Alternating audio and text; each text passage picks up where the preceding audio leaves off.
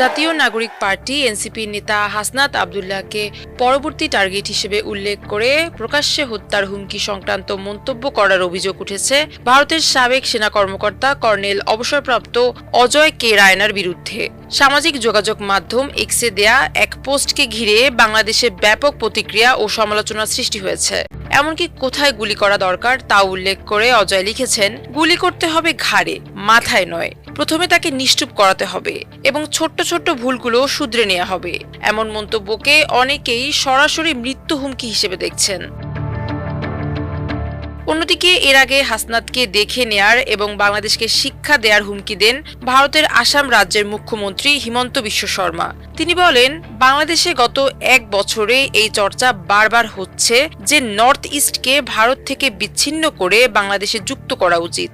এটা বারবার আসছে, কিন্তু আপনারা জানেন ভারত একটি বড় দেশ, পরমাণু শক্তিধর রাষ্ট্র এবং বিশ্বের 4র্থ বৃহত্তম অর্থনীতি। ভারতের সঙ্গে বাংলাদেশ কিভাবে এটা করবে, এটা তো ভাবাও ভুল।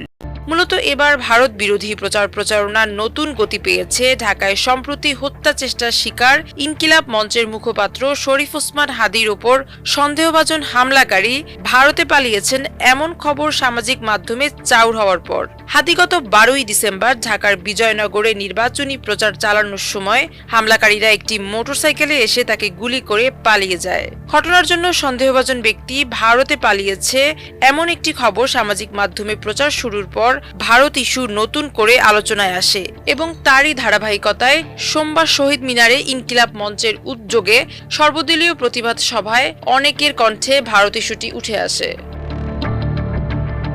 সোমবার ইনকিলাব মঞ্চের আয়োজিত সভায় হাসনাত আব্দুল্লাহ তার বক্তৃতায় এক পর্যায়ে বলেছেন, ভারতকে স্পষ্ট ভাষায় বলতে চাই, যারা আমার দেশের সার্বভৌমত্বকে বিশ্বাস করে না, যারা আমার দেশের সম্ভাবনাকে বিশ্বাস করে না, যারা ভোটাধিকারকে মানবাধিকারকে বিশ্বাস করে না, যারা এদেশের সন্তানকে বিশ্বাস করে না, আপনারা যেহেতু তাদের আশ্রয় প্রশ্রয় দিচ্ছেন, কথা স্পষ্ট করে বলে দিতে চাই, ভারতের যারা সেপারেটিস্ট আছে, বাংলাদেশে আমরা তাদের আশ্রয় প্রশ্রয় দিয়ে যে 7 সিস্টার্স আছে সেটাকে ভারত থেকে আলাদা করে দেব। হাসনাতের বক্তব্যের পর বুধবার ঢাকায় জুলাই ঐক্য নামের একটি ব্যানারে ভারতীয় হাই কমিশন ঘেরাওয়ের কর্মসূচির প্রেক্ষাপটে দিল্লিতে বাংলাদেশের হাই কমিশনারকে ডেকে পাঠায় দেশটির পররাষ্ট্র মন্ত্রণালয়। এর আগে গত রোববার ঢাকায় ভারতীয় হাই কমিশনার প্রণয় ভার্মাকে বাংলাদেশের পররাষ্ট্র মন্ত্রণালয় তলব করেছিল। বুধবার বিকেলে ঢাকায় পররাষ্ট্র মন্ত্রণালয়ের ব্রিফিংয়ে পররাষ্ট্র উপদেষ্টা তৌহিদ হোসেন বলেন, কোনো বিচ্ছিন্নতাবাদীদের আমাদের ভূমিতে আশ্রয় দেব, এই সরকার অবশ্যই সেটা করবে না এবং আমি অনুমান করি যে বাংলাদেশের কোনো সরকারই তা করবে না। এটা একজন অ্যাক্টিভিস্ট রাজনীতিক বলতে পারেন, তবে সরকারের অবস্থান অবশ্যই সেটা নয়।